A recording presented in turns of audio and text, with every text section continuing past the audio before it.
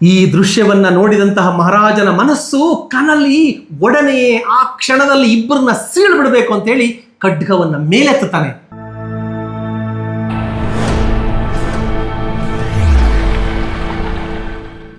ಸಹೃದಯ ಬಂಧುಗಳೇ, ನಾನು ನಿಮ್ಮ ಪ್ರೀತಿಯ ಉಮಾರೇವಣ್ಣ, ದೂರದ ಸಿಂಗಪುರ್ನಿಂದ.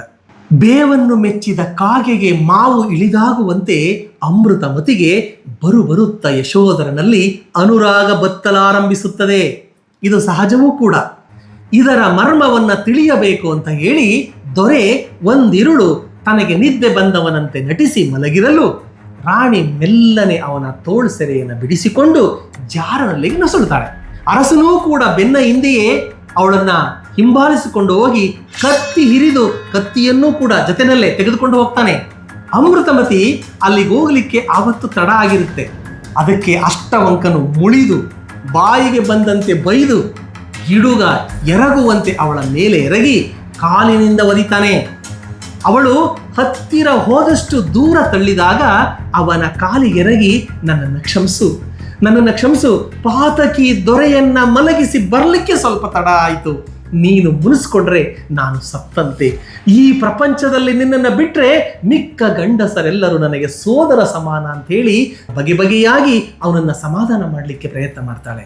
ಈ ದೃಶ್ಯವನ್ನ ನೋಡಿದಂತಹ ಮಹಾರಾಜನ ಮನಸ್ಸು ಕನಲಿ ಒಡನೆಯೇ ಆ ಕ್ಷಣದಲ್ಲಿ ಇಬ್ಬರನ್ನ ಸೀಳು ಬಿಡಬೇಕು ಅಂತ ಹೇಳಿ ಖಡ್ಗವನ್ನ ಮೇಲೆತ್ತಾನೆ.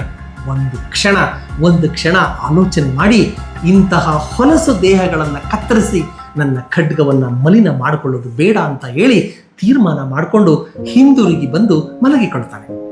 ರಾಣಿಯೂ ಬಂದು ಮುನ್ನಿನಂತೆ ಪಕ್ಕದಲ್ಲಿ ಮಲಗಿಕೊಳ್ತಾಳೆ. ಬೆಳಗ್ಗೆ ಎದ್ದು ದೊರೆ ಸಂಸಾರಕ್ಕೆ ಬೇಸತ್ತು ಈ ಕುಟುಂಬದ ಅಥವಾ ಈ ಸಾಂಸಾರಿಕ ಬಂಧನವೇ ಬೇಡ ಅಂತ ಹೇಳಿ ತೊರೆದು ಹೋಗಲು ತೀರ್ಮಾನ ಮಾಡ್ತಾನೆ. ರಾಣಿ ಎದ್ದೊಡನೆ ದೊರೆ ನಗೆನುಡಿಯ ನೆವವನ್ನ ತೆಗೆದು ನೈದೆಲೆಯ ಹೂವಿಂದ ಅಮೃತಮತಿಯನ್ನು ಇಕ್ಕುತ್ತಾನೆ. ಅಂದು ಅಷ್ಟವಂಕನ ಬಾರೇಟು ತಿಂದು ಉಳಿದ ಆ ಸುಕುಮಾರಿ ಇಂದು ಈ ಹೂವೇಟಿನಿಂದ ಅಂದ್ರೆ ತಾನು ಮೈ ಮೇಲೆ ಹೂವಿನ ಎಸೆದ ಕ್ಷಣದಲ್ಲೇ ಮೂರ್ಛೆ ಹೋಗ್ಬಿಡ್ತಾಳೆ.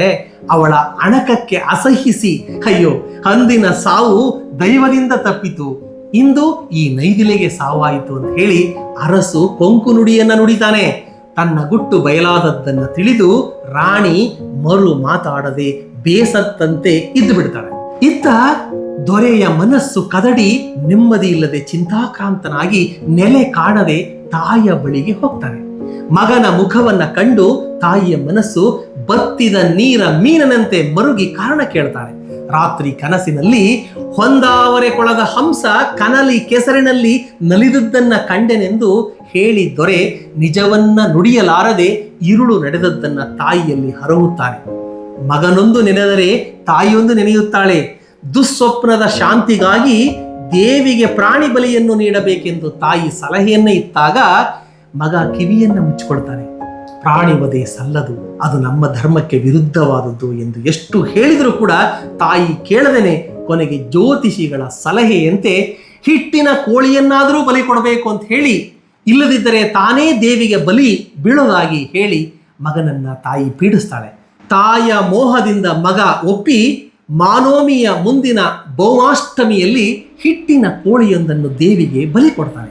ಅತಿ ಸುಂದರವಾಗಿ ಮಾಡಿದ್ದಂತಹ ಹಿಟ್ಟಿನ ಕೋಳಿಯ ಆಕರ್ಷಣೆಗೆ ಒಳಗಾಗಿ ಬೆಂತರನ ಆತ್ಮವೊಂದು ಅದರೊಳಗಡೆ ಸೇರ್ಕೊಂಡ್ಬಿಡುತ್ತದೆ. ಒಮ್ಮೆ ರಾಜನು ಆ ಹಿಟ್ಟಿನ ಕೋಳಿಯನ್ನ ಕತ್ತರಿಸಿದ ಮರುಕ್ಷಣವೇ ಅದು ಆರ್ತನಾದವನ್ನ ಚೀತ್ಕಾರವನ್ನ ಮಾಡಿಕೊಂಡು ರಕ್ತಕಾರಿ ಪ್ರಾಣ ಬಿಟ್ಟುಬಿಡ್ತದೆ. ಕೂಗಿ ಕರೆವ ದುರಿತಗಳ ಬಲ್ಲುಲಿಯಂತೆ ಇದ್ದಂತಹ ಆ ವಿಕಾರ ಕೂಗು ಅದನ್ನು ಕೇಳಿಸ್ಕೊಂಡಂತಹ ದೊರೆ ದಿಗುಲು ಬಿದ್ದು ವಿಧಿ ವಿಲಾಸವನ್ನು ಅರಿಯದೆ ಮನೆಗೆ ಬರ್ತಾನೆ. ಬಂದು ಸಂಸಾರ ತೊರೆದು ಮಗ ಯಶೋಮತಿಗೆ ಪಟ್ಟವನ್ನು ಕಟ್ಟಿ ಕಾಡಿಗೆ ಹೋಗಲು ಅನುವಾಗ್ತಾನೆ.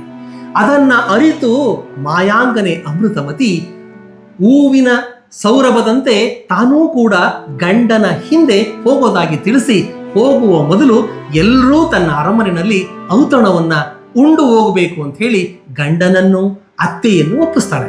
ಆ ಅರಮನೆಯಲ್ಲಿ ಮಾಡಿದಂತ ಔತಣದ ಅಡಿಗೆಯಲ್ಲಿ ವಿಷ ಹಾಕಿ ಆ ಪಾತಕಿ ಇಬ್ಬರನ್ನು ಅರಮನೆಯಲ್ಲಿ ಕೊಂದು ಬಿಡ್ತಾಳೆ. ಹೀಗೆ ದುರ್ಮರಣದಿಂದ ಸತ್ತು ತಾಯಿ ಮಗ ಇಬ್ಬರು ಮುಂದೆ ನಾನಾ ಪಶು ಪಕ್ಷಿಗಳಾಗಿ 7 ಜನ್ಮಗಳನ್ನು ತಳೆದು ಪಾಪಕ್ಕೆ ತಕ್ಕ ಪ್ರಾಯಶ್ಚಿತ್ತ ಹೊಂದಿ ಕೊನೆಗೆ ಯಶೋಮತಿಗೆ ಕುಸುಮಾವಳಿಯಲ್ಲಿ ಅಭಯರುಚಿ ಅಭಯಮತಿಗಳಾಗಿ ಹುಟ್ಟುತ್ತಾರೆ. ಅಣ್ಣ ತಂಗಿಯರು ಎಳೆಯ ವಯಸ್ಸಿನಲ್ಲಿಯೇ ಜೈನ ದೀಕ್ಷೆಯನ್ನ ತೆಗೆದುಕೊಂಡು ಸುದತ್ತಾಚಾರ್ಯರಲ್ಲಿ ಶಿಷ್ಯ ವೃತ್ತಿಯಲ್ಲಿ ಇರ್ತಾರೆ.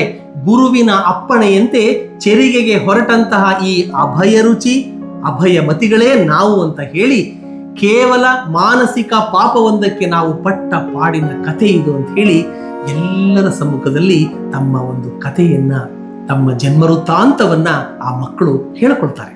ಈ ಕಥೆಯನ್ನ ಕೇಳಿದ ಮಾರಿದತ್ತ ದೊರೆ ಬೆರಗಾಗಿ ಉದ್ವೇಗಪರನಾಗ್ತಾನೆ. ಸಾಕ್ಷಾತ್ ಚಂಡಮಾರಿ ದೇವತೆನೇ ಪ್ರತ್ಯಕ್ಷಳಾಗಿ ಚೇತನ ಮೂರ್ತಿಯಾಗಿ ಬಂದು ಆ ಕುಮಾರರಿಗೆ ವಂದಿಸಿ, ಇನ್ನು ಮುಂದೆ ಹಿಂಸಾ ಪೂಜೆ ಸಲ್ಲದು ಅಂತ ಹೇಳಿ ಹೂವು ಅಕ್ಷತೆಗಳಿಂದ ಕೂಡಿದಂತಹ ಸಾತ್ವಿಕ ಪೂಜೆಯನ್ನ ನೀವೆಲ್ಲ ಮಾಡಬೇಕು, ನನಗೆ ನಡೆಸ್ಕೊಡ್ಬೇಕು, ಇಲ್ಲವಾದಲ್ಲಿ ನಾನು ಮುಳಿಯುವುದಾಗಿ ಅಲ್ಲಿ ನೆರೆದಿದ್ದ ಎಲ್ಲರಿಗೂ ಕಟ್ಟಳೆಯನ್ನ ಮಾಡಿ ಅಂತರ್ಧಾನವಾಗ್ತಾಳೆ. ಆ ನಂತರ ಮಾರಿದತ್ತನು ಮಗನಿಗೆ ಪಟ್ಟವನ್ನ ಕಟ್ಟಿ ಜೈನ ದೀಕ್ಷೆಯನ್ನ ವಹಿಸಿ ಸಮಾಧಿ ಮುಡುಪಿ ಕೊನೆಗೆ ಕಲಿಯನ್ನು ಮೂದಲಿಸಿದಂತೆ ಮೂರನೆಯ ಸ್ವರ್ಗದಲ್ಲಿ ದೇವನೇ ಆಗ್ತಾನೆ. ಅಭಯ ರುಚಿ ಅಭಯಮತಿಗಳಿಬ್ಬರು ಇಲ್ಲಿ ತಪಸ್ಸನ್ನ ಮುಗಿಸಿ ಈಶಾನ ಕಲ್ಪದಲ್ಲಿ ಹುಟ್ಟುತ್ತಾರೆ. ಪಾತಕಿ ಅಮೃತಮತಿ ಧೂಮಪ್ರಭೆ ನರಕದಲ್ಲಿ ತೊಳಲುತ್ತಾಳೆ.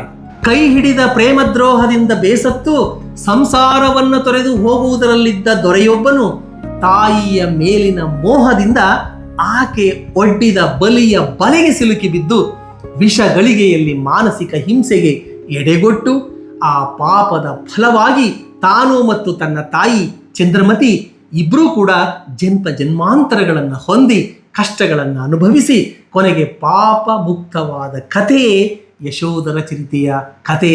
ಇದು ಅತ್ಯಂತ ಅದ್ಭುತವಾಗಿ ಎಣೆದುಕೊಂಡು ಬಂದಿದೆ. ಜೈನ ಕವಿಯಾದ ಜನ್ನನ ಯಶೋಧರ ಚರಿತೆ ಎಂಬ ಅಮೂಲ್ಯವಾದ ಕೃತಿಗಳ ಆಶಯ ಅಹಿಂಸೆ. ಅಹಿಂಸಾ ಪರಮೋಧರ್ಮ ಎಂಬಂತೆ ಜೀವನದಲ್ಲಿ ಎಂತಹ ಸಂಕಷ್ಟಗಳು, ಬಿಕ್ಕಟ್ಟಿನ ಪರಿಸ್ಥಿತಿಗಳು ಅಥವಾ ಪರೀಕ್ಷೆಗಳು ಎದುರಿಗೆ ಬಂದರೂ ಕೂಡ ಅದನ್ನು ಅಹಿಂಸಾ ಮಾರ್ಗ ಅಂತ ಏನಿದೆ ಅದನ್ನು ನಾವು ಬಿಡಬಾರ್ದು ಅನ್ನೋದೇ ಇಲ್ಲಿನ ಪ್ರಮುಖವಾದ ಆಶಯ ಮತ್ತು ಆದರ್ಶ. ಯಶೋಧರ ಚರಿತೆಯಂತಹ ಅದ್ಭುತವಾದ ಒಂದು ಕಾವ್ಯ ಭಾಗವನ್ನು, ಒಂದು ಸಂಕ್ಷಿಪ್ತ ಆವರಣಿಕೆಯನ್ನು ನೀವು ಕೇಳಿಸ್ಕೊಂಡ್ರಿ. ಮತ್ತೊಬ್ಬರು ಕವಿ ಅಥವಾ ಕಾವ್ಯದ ಪರಿಚಯದೊಂದಿಗೆ ನಿಮ್ಮ ಮುಂದೆ ಬರ್ತೇನೆ. ನಿಮ್ಮೆಲ್ಲರಿಗೂ ಧನ್ಯವಾದಗಳು. ಎಂದಿನಂತೆ ಸಿಂಗಪುರ ಕನ್ನಡ ಯೂಟ್ಯೂಬ್ ಸ್ಟುಡಿಯೋ ಕನ್ನಡಕ್ಕೋಸ್ಕರನೇ ಉಟ್ಕೊಂಡಿರ್ತಕ್ಕಂಥದ್ದು. ದಯಮಾಡಿ ಎಲ್ಲರೂ ಸಬ್ಸ್ಕ್ರೈಬ್ ಮಾಡಿ. ನಿಮ್ಮ ಎಲ್ಲ ಕನ್ನಡ ಮಿತ್ರರಿಗೆ, ಕನ್ನಡ ಪ್ರಿಯರಿಗೆ ಇದನ್ನು ನೀವು ಫಾರ್ವರ್ಡ್ ಮಾಡಿ, ಈ ಒಂದು ವಿಷಯಗಳನ್ನು ಹಂಚಿ ಅಂತ ಹೇಳ್ತಾ, ವಿಶೇಷವಾಗಿ ಕನ್ನಡ ಐಚ್ಛಿಕ ವಿದ್ಯಾರ್ಥಿಗಳು ಇದನ್ನು ಕೇಳಿಸ್ಕೊಂಡ್ರೆ ನಿಮ್ಮ ಮುಂದಿನ ಪರೀಕ್ಷೆಗಳಿಗೆ ಅನುಕೂಲವಾಗ್ತದೆ ಅಂತ ಹೇಳ್ತಾ ಮತ್ತೆ ನಿಮ್ಮನ್ನು ಭೇಟಿ ಮಾಡ್ತೀನಿ. ಧನ್ಯವಾದಗಳು. Thank you.